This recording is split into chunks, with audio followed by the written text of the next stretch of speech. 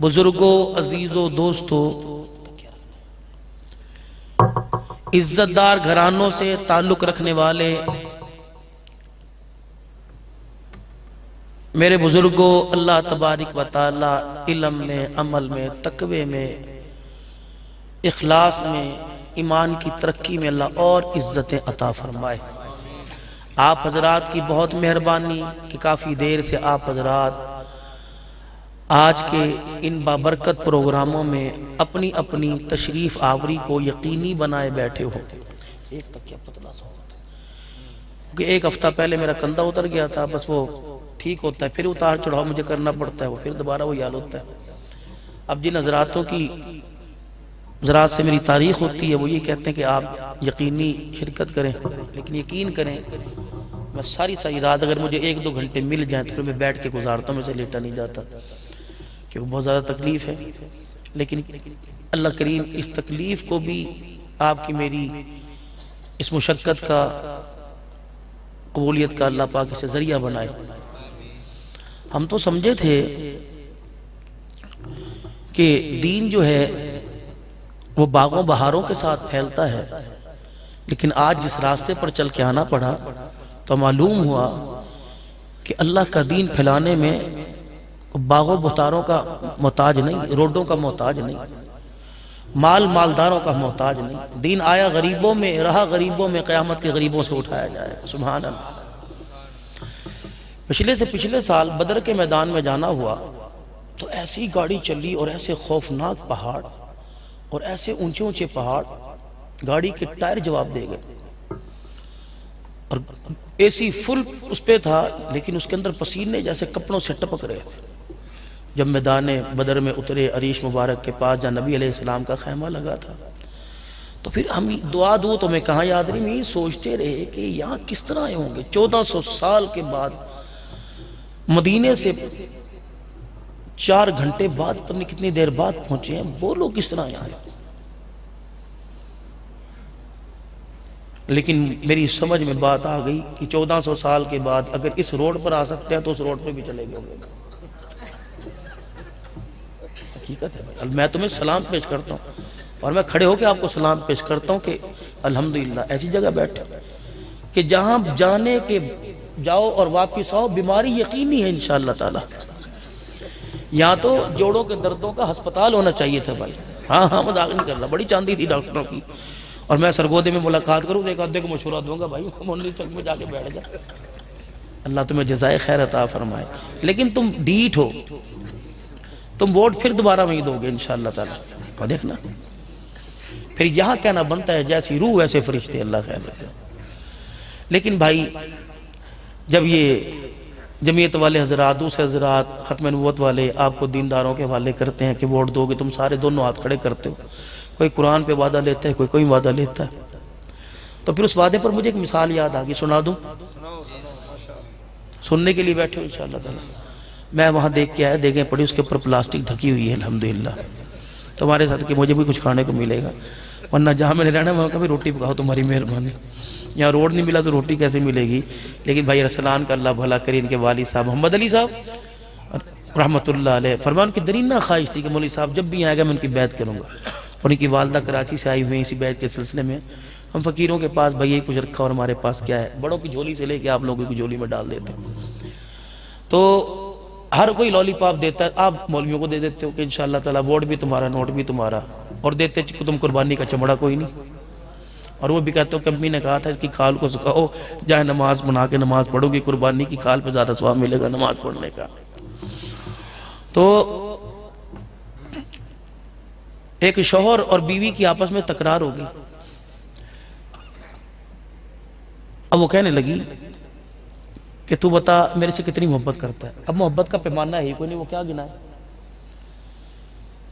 اور وہ سمجھدار شوہر تھا، تمہاری طرح نہیں تھا کہ میں آسمان سے تارے توڑ کے لے آؤں گا۔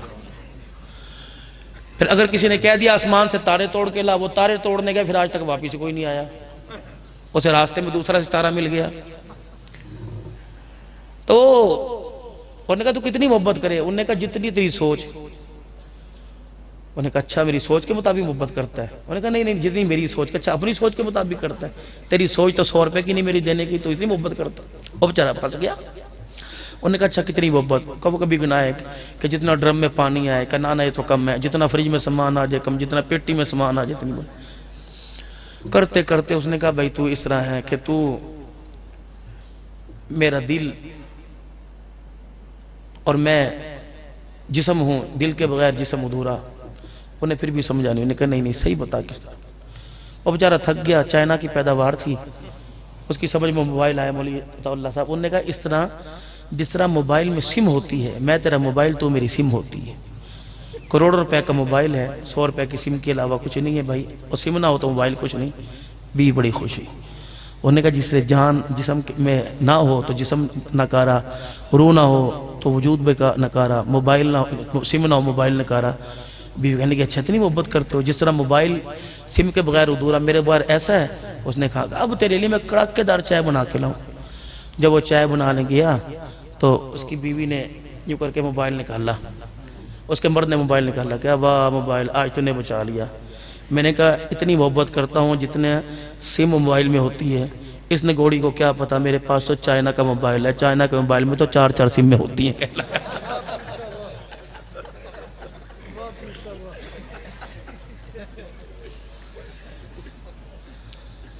تمہارے ایک ہے کہ 2 سم میں؟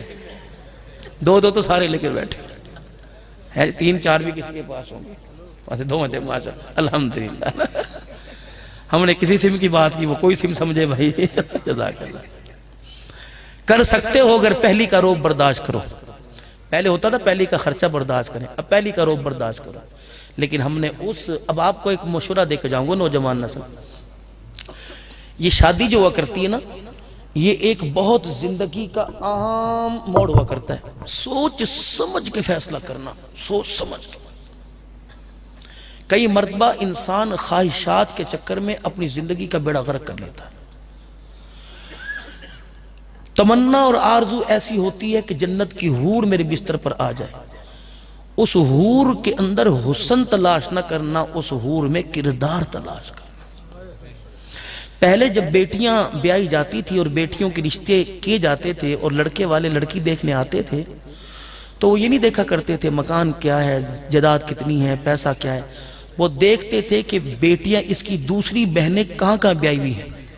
پھر ان کے سسرال میں جا کے پتہ کرتے تھے فلانے کی دھی تمہارے گھر میں ہے کیسی ہے. پھر لوگ بتاتے تھے واہ جی ہمارے گھر کو تو 4 چاند لگ گئے.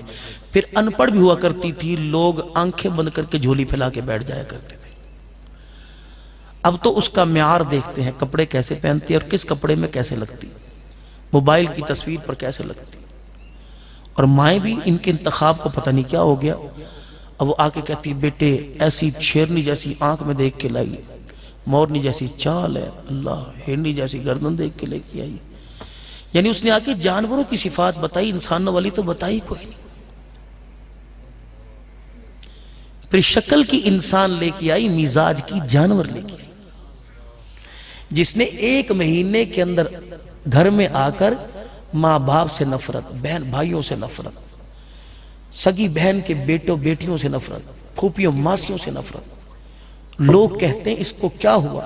کہتے ہیں اس کو تعویذ ہو گیا. اللہ کی قسم تعویذ نہ ہوا، ماں باپ کے غلط فیصلے نے اس کے مستقبل کا بیڑا غرق کر کے رکھ دیا.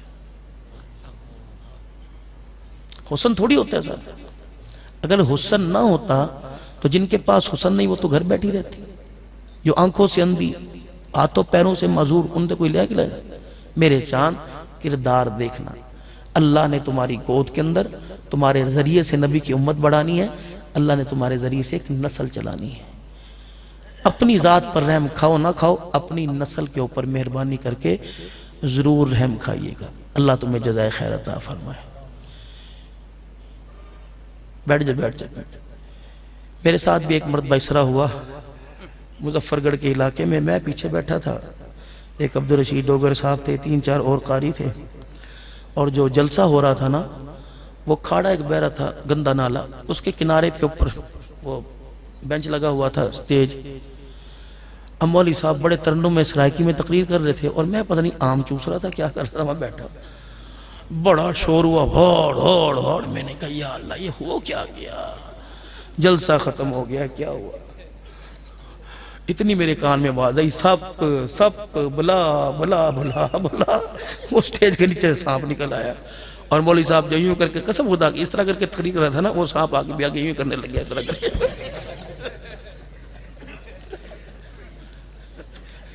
شین والا اڈا ہے، شانی اڈا. اچھا اگلی سنو. جب وہ ریڈی کرنے لگا نا تو مولوی صاحب جو تقریر کر رہا تھا وہ صوفے کے اوپر کھڑا ہو گیا، کہنے لگا بہو بہو اللہ تو ہوندا ہے، اللہ تے غیر تو نہیں ہوندا، اللہ دی مخلوق ہے. ایک بٹھا کھڑا ہوا کہ تیری ماں کی وہاں صوفے کھڑا ہو گیا، میں صاحب کے اوپر بٹھا رہا تو کہتے اللہ. ایک اور واقعہ سندھ کے علاقے کا. اچھا یہ پہلے پوری بات سن لو. وہ جو صاحب کو مارا مورا وہ مولوی صاحب نے پھر تقریر پر اسے تو تقریر کہاں ہوں، مجھے کہا صدیقی صاحب تو چل لو. میں کہا نہ میں تو نہیں جاتا بھائی، یہیں اسپیکر لا چرپائی کے اوپر بیٹھ کے کروں گا اپنے مدر. تو اللہ نے نقصان ہوگا تو کوئی اٹھائے گا بھی کوئی نہیں بھائی. اب خدا کی کرنی ایسی، وہ نعت خان نعت پڑھنے کا بچھو نکل آیا. وہ مولوی رشید صاحب بھاگا بھاگا تقریر کے بعد مولوی صاحب لتا چاہ کے تقریر کرے آئے، لتا چاہ کے تقریر کرے آئے. میں نے کہا وہ کس طرح لتا چاہ کے تقریر کرو یار، مجھے پتا تو صحیح.